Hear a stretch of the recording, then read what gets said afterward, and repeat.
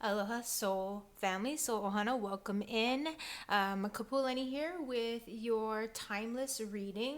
I'm going to open up the space with 3 chimes of my tuning fork just to allow us a space to connect to the breath, connect to any goals, intentions that we may have, and release anything that we're ready to release. Okay, so let's go ahead and begin.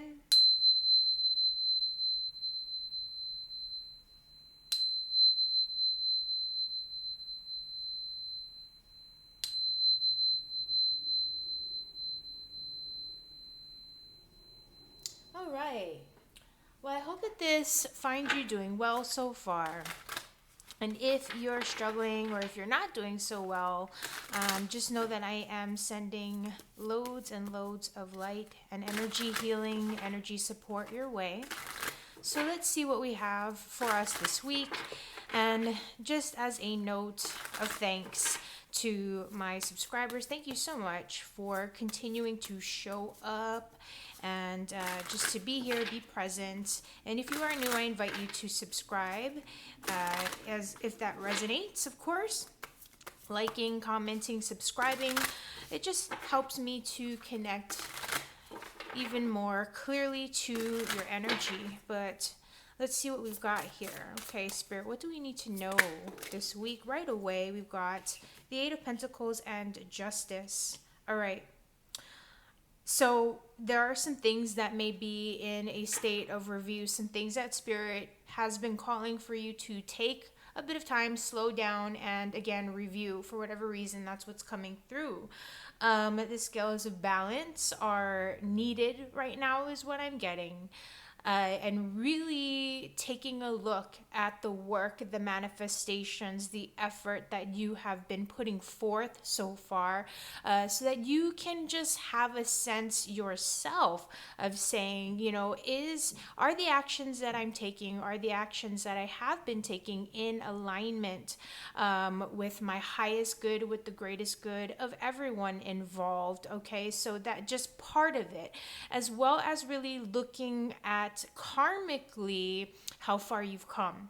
Okay, there's still work that's yet to be done, but don't give up. That's the bigger message that I'm getting here.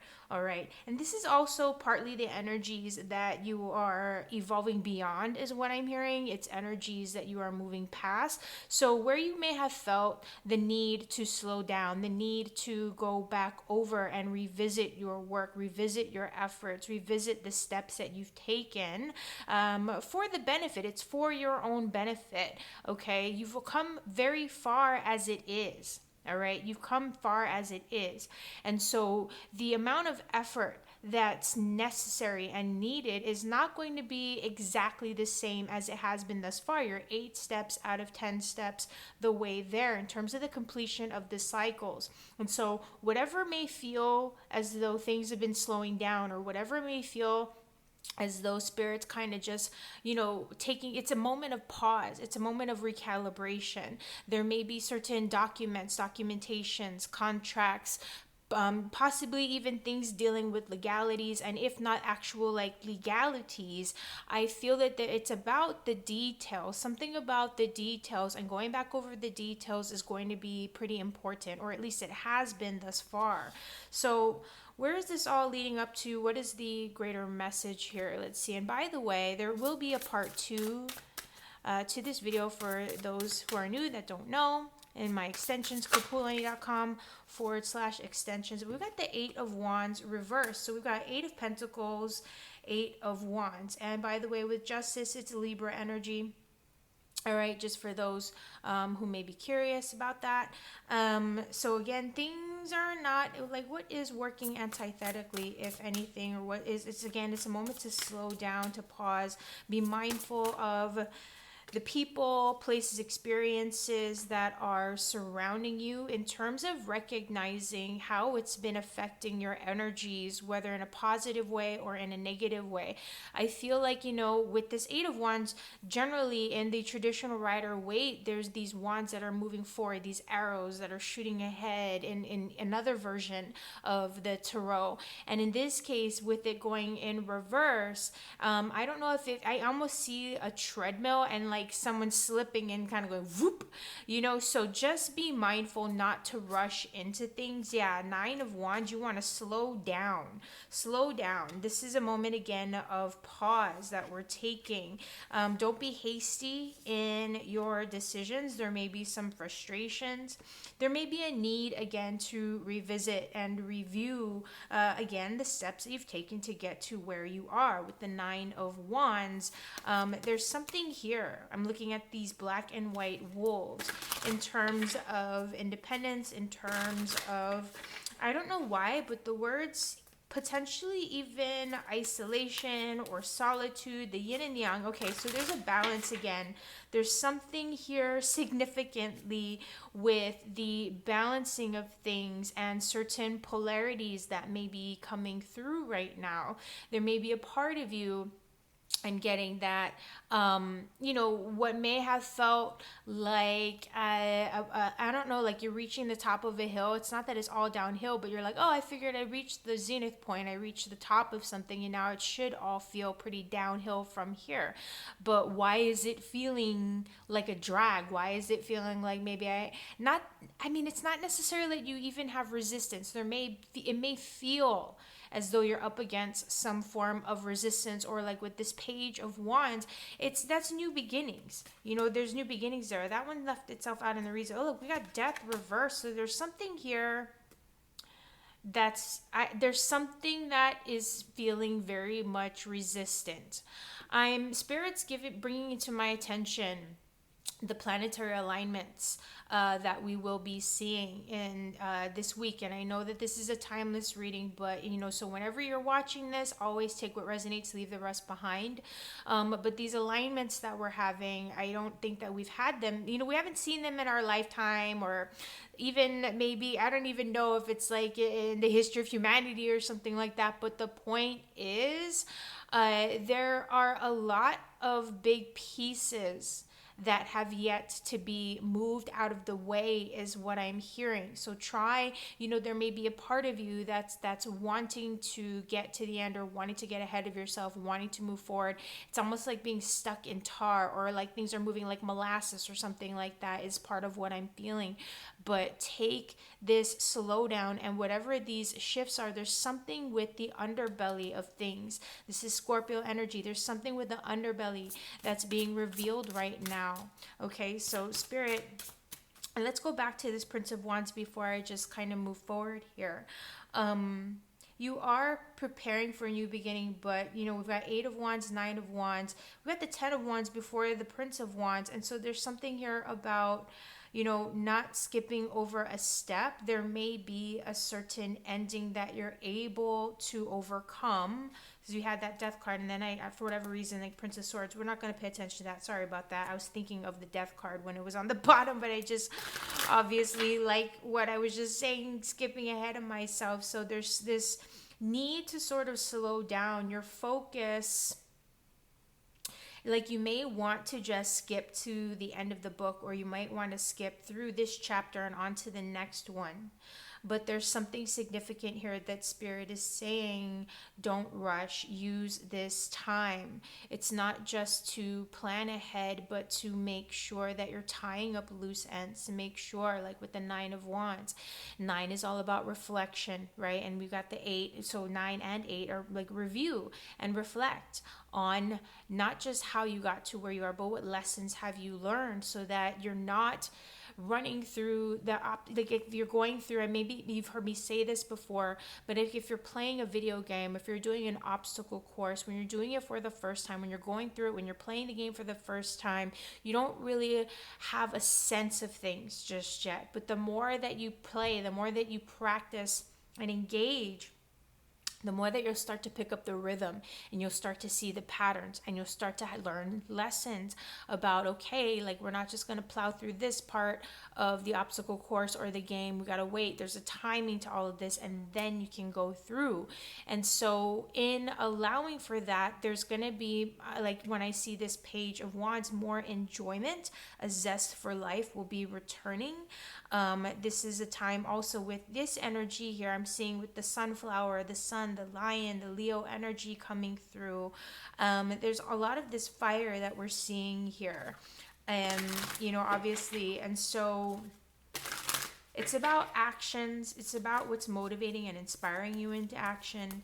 And again, not rushing through things as much as you may want those new beginnings, because those new beginnings are on the horizon. You have to give things space to properly complete so that they can properly start again, start anew, that sort of thing. Be inquisitive, be adventurous. Do your best not to dwell is what I'm getting, but rather to learn for the sake of having a smoother start. It's like when the new beginnings do show up again. Sometimes when I see the Page of Wands, this would be more in a reversal state, but I'm going to say it because it's what has been coming through from Spirit. But sometimes when you have the Page of Wands, I think of like a thorn in your side. And I say that because of the Nine of Wands here and that Eight of Wands reversed. And so it's like there may be certain things about the past that you're having to leave behind, but maybe you're not ready or wanting to yet or willing to yet.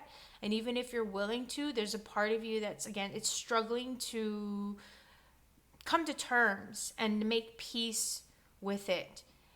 Part of it is acknowledging the karmic aspect of it all in terms of just this is how it's going to feel, and it's not about a punishment, but it's just a fact of life is what I'm getting. Whatever you're feeling that you're struggling with, it's okay. And it's not to say it's okay to glaze over things, to dismiss anything, but even that is part of the learning lessons in life, that if you didn't acknowledge how going through all this stuff made you feel, then what would be the point? What would you learn from it? Like the lesson wouldn't stick as much, right? It wouldn't hit you as deeply or affect you as deeply, okay?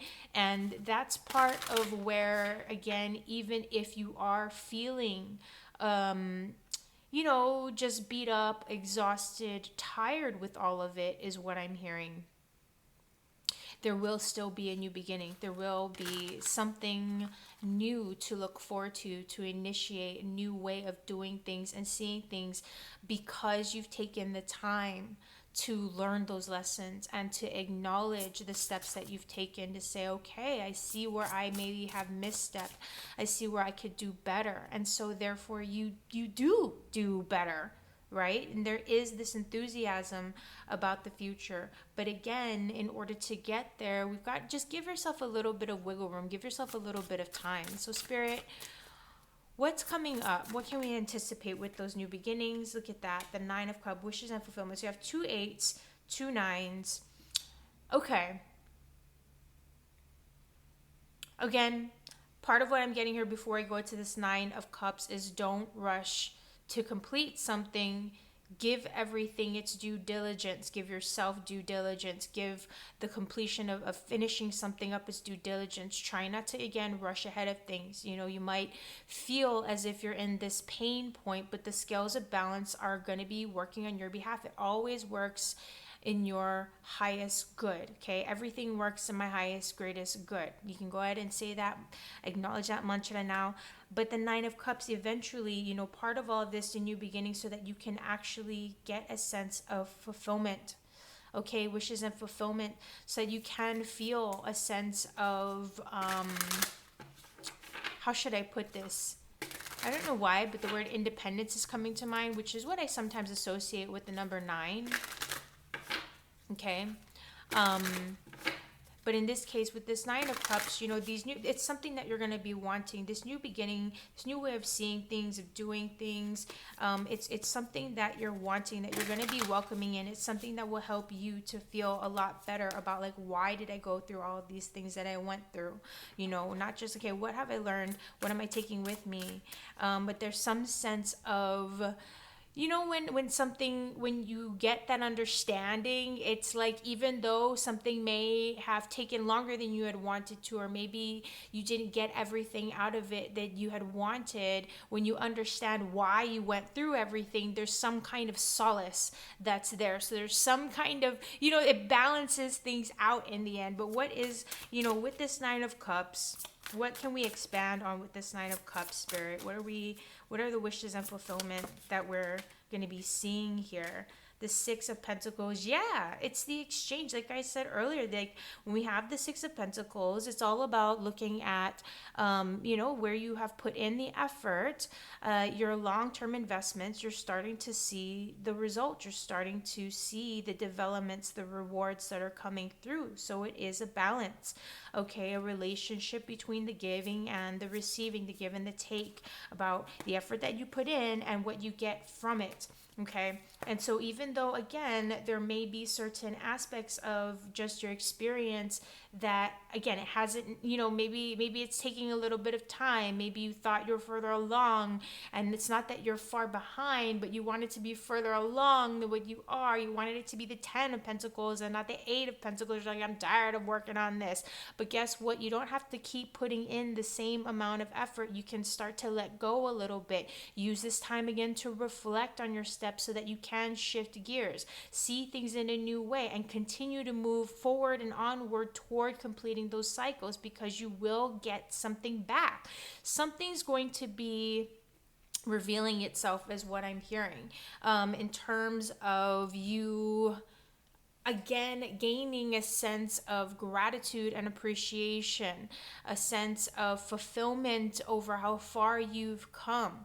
All right. There may be certain areas where, like, again, Spirit saying we've opened up with this Eight of Pentacles, which is technically the past, right? What is passing. There may have been some dues, some karmic dues that you owed, that you had to pay, and that may have been what bummed you out. We're like, well, now I feel like I'm set back. I made this money, but then I had to pay these bills off. And yeah, I didn't like spend all of it, but like I thought that I maybe had a little bit extra on the side or something. You know what I mean? Had a little bit more than just kind of slipping back again.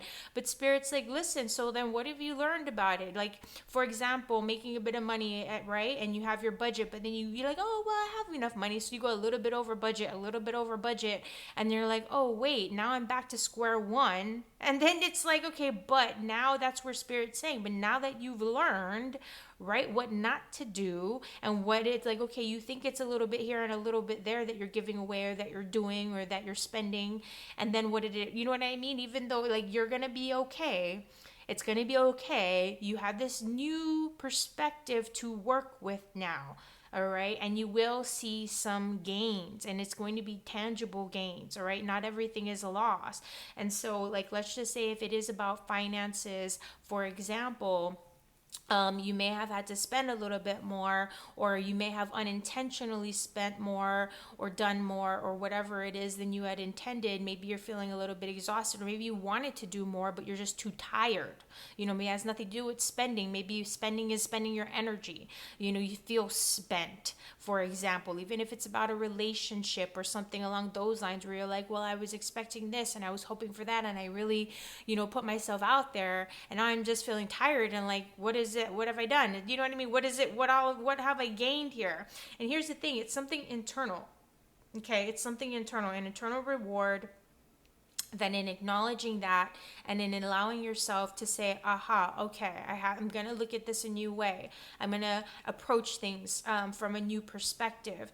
And putting it in that sort of a light, and celebrating the fact that, you know what, it's okay, I have everything that I need. Maybe I don't have everything I need and more just yet, but I'm getting there. I'm going to get there. All right. And it's like, through continuing to put in that hard work, it's in not giving up, it's in embracing the longevity of something. All right, not giving up on your efforts, And it's not that you're starting again completely at square one, but it's again taking what you've learned and continuing to build upon it, knowing that that too will grow and develop and build with time and over time. Okay, so interesting messages in the way that these particular messages came through so far, but and I feel like that went by pretty quickly. I don't know about you. I'm going to pull an animal spirit card as I do. But for those who are interested in tuning into part two, so in this part one, I'm going to be just giving my downloads on the animal spirit card that comes through. In part two, we're going to read from the animal spirit guidebook. I will also be answering if you have a yes/no question that you want to ask, you want to meditate on. I will be pulling angel answers for yes/no questions. And because I feel like I've been getting some decent feedback with these romance angels, I'm going to continue to just work with the romance angels as it speaks to me in our part two. And just as a reminder, the romance angels do not need to deal exclusively with romance. I'm just going to see what the downloads bring, what comes through, and all that sort of thing. So it's whatever you're passionate about and is speaking to you at this time. All right. So let's go ahead and spirit. What do we need to know for the animal spirit guide? And right away, so we got a number of cards: horse, tarantula, mouse, bee, but I'm gonna stick with, you know what, horse. Do we go with tarantula? Nope. Spirit's like, just stick with horse for now. Okay, horse, tarantula. Horse, tarantula. Oh my gosh. Well, we looked at all of them. I guess we could give them a fair shake and see. Just, this is too much, spirit. This is too much. I'm just gonna stick with horse, tarantula. Sorry, y'all. Maybe in part two, we'll look into mouse and bee a little more. So I'll put these guys here for now. We'll see. So I feel like we've seen horse recently, and I always forget, like go blank slate on these things for whatever reason, but horse energy, horse spirit, so it's a twofold. It's interesting because I see horses as independence and freedom, and yet with horses, the aspect of family is very significant, like your tribe, your family, and taking care of everyone and that sort of thing.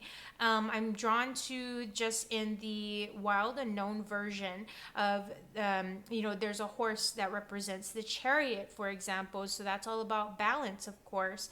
And even with this crescent moon at the horse's third eye, I believe even in the wild unknown, that horse has a crescent moon in its third eye, which is about just taking things as it comes, but taking the steps to get there nonetheless. Okay, I don't know that I've ever actually pulled tarantula before, but with this spider energy, spider medicine, tarantula is not exactly the same as spider. So there's something here I feel with sensitivity, building the web, and we have this web, for example, even with this 8 of Pentacles, if you can't tell, I mean, it's not exactly, but you can see it kind of has a web-like energy to it here.